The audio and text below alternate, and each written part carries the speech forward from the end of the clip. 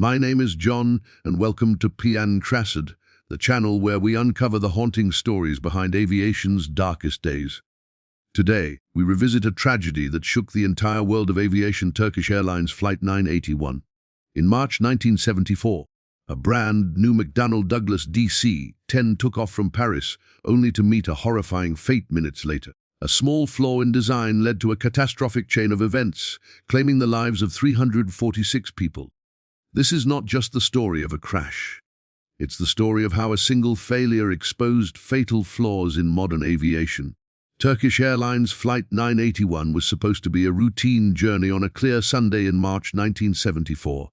The flight path from Paris to London was short, straightforward, and uneventful on most days, carrying passengers from one major European capital to another. On board was a McDonnell Douglas DC-10, a wide-body jetliner that had been marketed as the future of long-distance travel. Capable of carrying more passengers than ever before, its advanced technology and spacious design were advertised as symbols of a new era in aviation, and airlines around the world were eager to showcase it. But beneath the shining exterior of this marvel of engineering lay a dangerous flaw, one that had already been discovered, reported, and even partially addressed, yet never properly fixed. That flaw would soon trigger one of the most devastating accidents in the history of flight.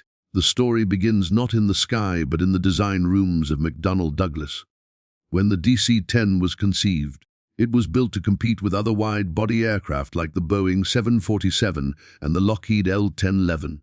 Airlines wanted planes that could carry large numbers of passengers efficiently and reliably.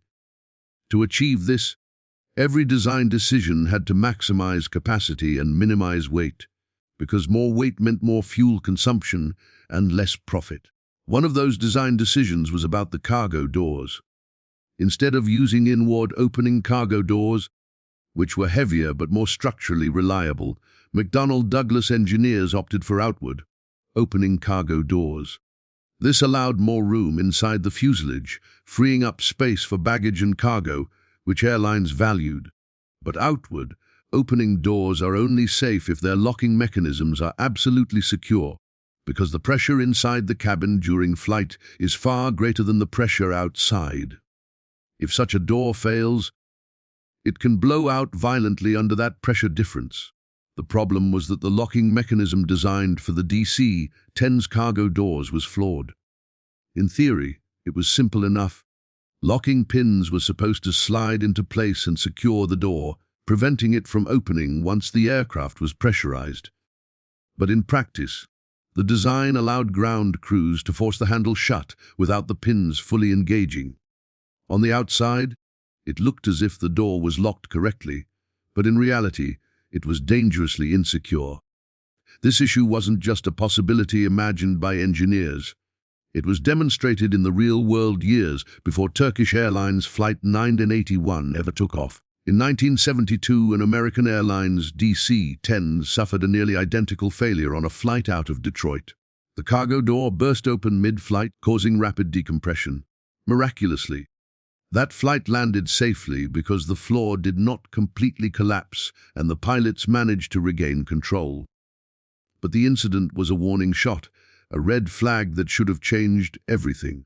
Investigations into the 1972 American Airlines incident concluded that the DC-10's cargo door was unsafe. The Federal Aviation Administration issued recommendations, McDonnell Douglas promised design fixes, and airlines were told to implement changes. Yet, the reality was far less reassuring. The fixes were incomplete, the warnings were downplayed, and economic pressures outweighed safety concerns. Instead of redesigning the door entirely, McDonnell Douglas made small adjustments, issuing service bulletins that relied heavily on airlines to follow up and check compliance. In essence, the company gambled with lives, betting that the modifications would be good enough and that no further tragedies would occur. On March 3, 1974, that gamble came to an end. Turkish Airlines Flight 981 departed Istanbul with Paris as a scheduled stop before heading to London. By the time it reached Orly Airport in Paris, hundreds of passengers boarded, many of them eager for a short hop to London on what seemed like a state, state-of-the-art airliner. Among them were families, business travelers, and groups of tourists, completely unaware that the aircraft they had stepped into was carrying an unresolved flaw, one that had been known to the manufacturer for years. At 12:32 p.m., the DC-10 took off from Orly Airport, climbing steadily into the skies above France. For a few minutes, everything seemed normal. Passengers settled into their seats, the crew began their routines, and the plane climbed toward cruising altitude. But then, without warning, a thunderous explosion ripped through the fuselage. The rear left cargo door had blown off, sucked violently away by the immense pressure difference between the cabin and the outside atmosphere. In an instant, the cabin experienced explosive decompression.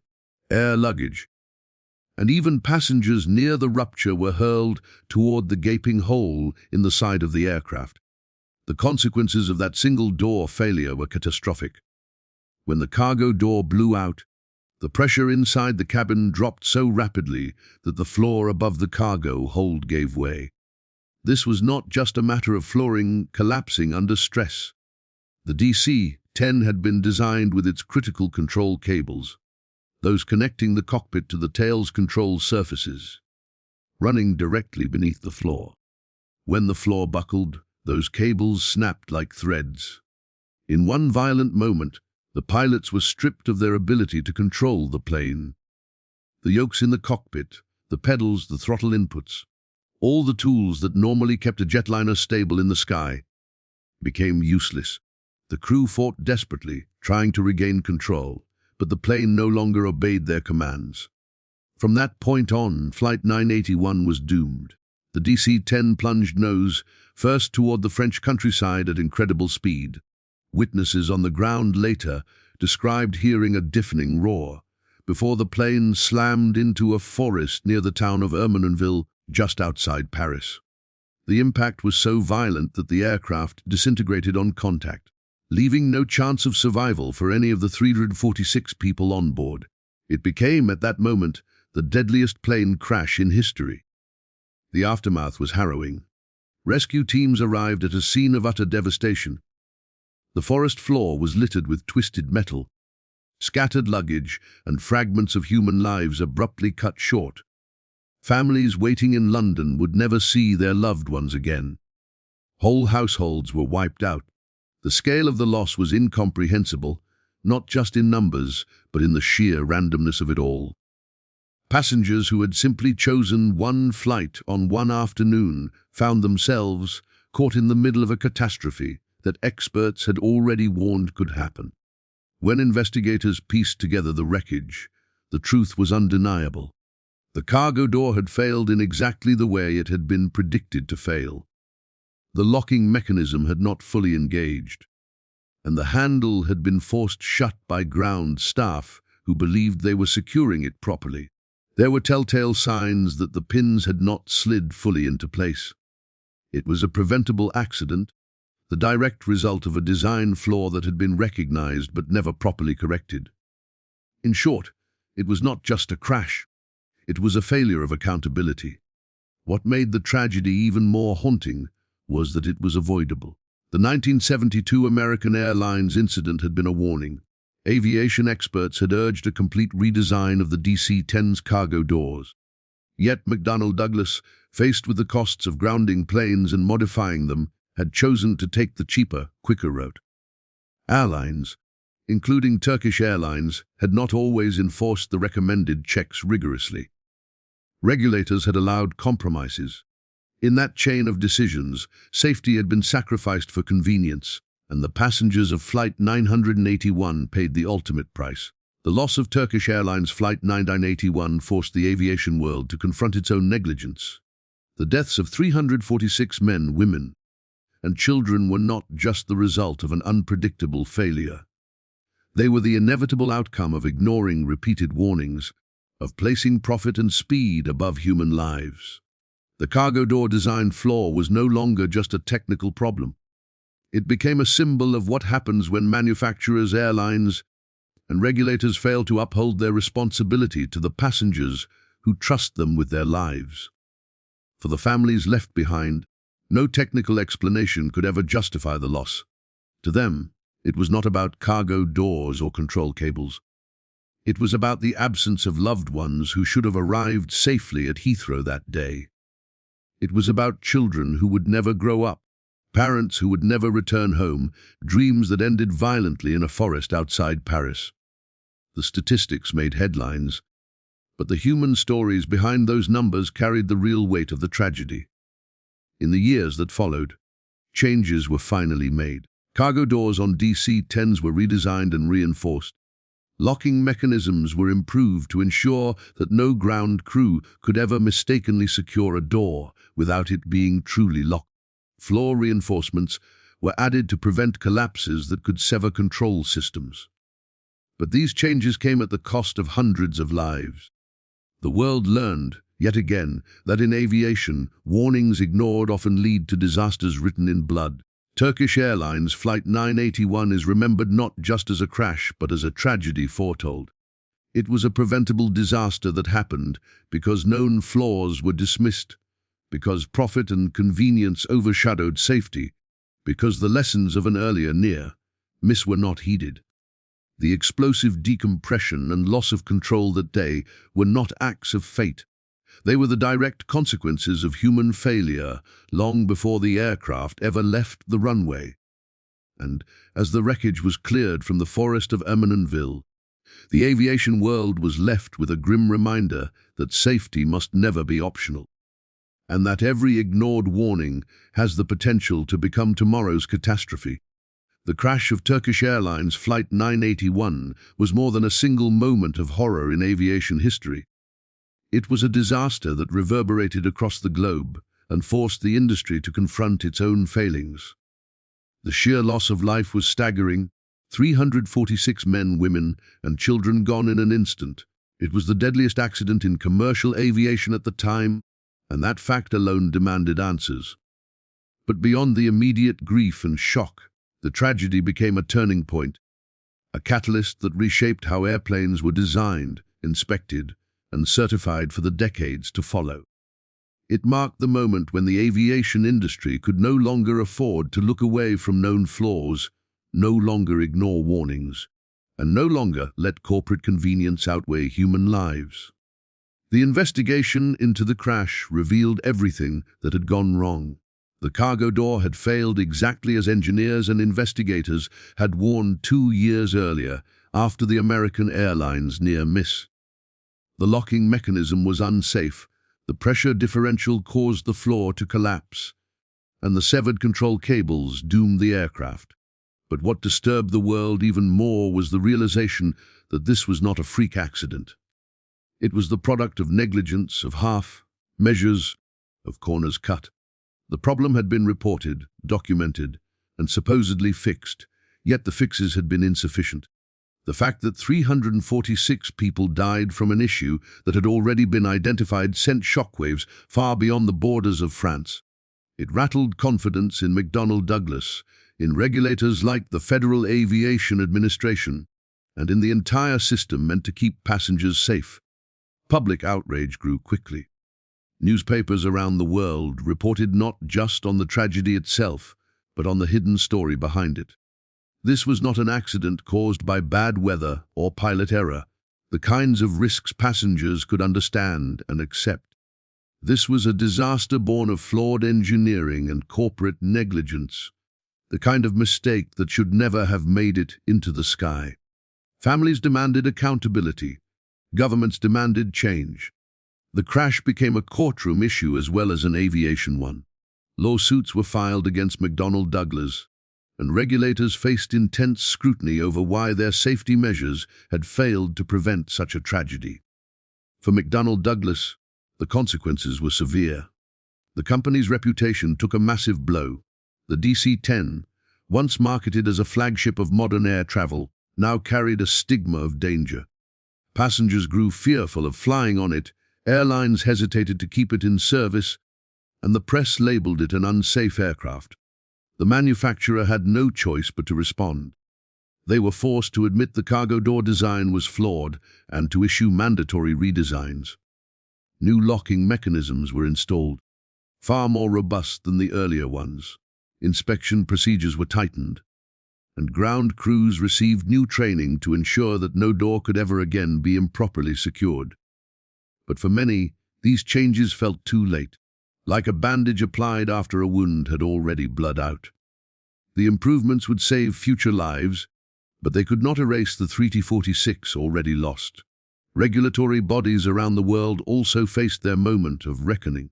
The Federal Aviation Administration, the European authorities, and others realized they had been complicit in the disaster by not enforcing stronger corrective action after the first incident in 1972. They had allowed McDonnell Douglas to implement partial fixes and had trusted airlines to follow voluntary service bulletins, rather than demanding mandatory compliance. Flight 981 exposed the weakness of that system. Safety recommendations could no longer be treated as suggestions. They had to be enforced, audited, and verified. The crash shifted the culture of aviation oversight, pushing regulators towards stricter certification standards and mandatory safety compliance. No longer could manufacturers downplay or delay fixes when lives were at stake. The ripple effects extended beyond McDonnell Douglas and beyond the DC-10. The entire aviation industry began re-evaluating how aircraft were designed and certified. Redundancy became a guiding principle. Critical control systems could not all run through the same area of the plane, vulnerable to a single point of failure. Flaws were reinforced so that decompression in a cargo hold could not collapse the passenger cabin above it. New rules required that designs account for worst-case scenarios, not just theoretical safety margins. What happened to Flight 981 became a case study for engineers, a grim reminder of what could happen if convenience trumped caution. Future generations of planes, from the Boeing 767 to the Airbus A320 and beyond, carried safety measures that traced back to the lessons written in the wreckage near Paris. For Turkish Airlines, the crash was a deep scar. The carrier had been building its reputation as a growing international airline, proud of its modern fleet and expanding routes. Flight 981 shattered that image overnight.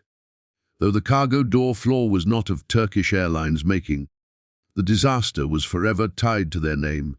The loss of life was the heaviest toll in the airline's history, and it haunted the company for decades.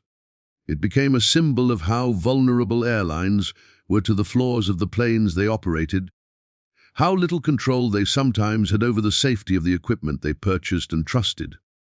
Turkish Airlines, like many carriers around the world, demanded accountability from manufacturers and regulators, knowing that their own reputations and passengers' lives depended on it. But the story of Flight 981 was not just about corporate blame and regulatory reform. It was also about the human side of tragedy. Entire families perished that day. Passengers included vacationers, business travelers, and groups returning home. Among the dead were dozens of British citizens, many French passengers, and travelers from Turkey, Spain, and other countries. The impact was international, felt in communities far beyond the crash site. Families were left shattered, children orphaned, parents grieving for lost sons and daughters. For them, the technical details of cargo doors and control cables mattered little. What mattered was the absence of loved ones, the silence where laughter and voices used to be. They became unwilling witnesses to how human negligence could cut lives short. In the years after, memorials were erected near the crash site in the forest of Ermenonville. Names of the victims were carved into stone, a permanent reminder of lives lost and the cost of errors. Pilgrimages were made by relatives who needed a place to grieve, to lay flowers, to whisper prayers. For them, the memorial was both a wound and a source of strength, a place where the world acknowledged the pain that had been inflicted and the lessons that had been learned. The crash site, once a scene of devastation, became sacred ground, carrying a message not just of loss, but of the need for remembrance.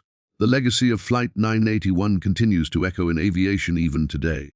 Modern travelers who step onto an airplane rarely think about cargo doors or control cables, but the safety they take for granted was forged in tragedies like this one. Each time a plane takes off safely, it carries within it the lessons learned from past disasters.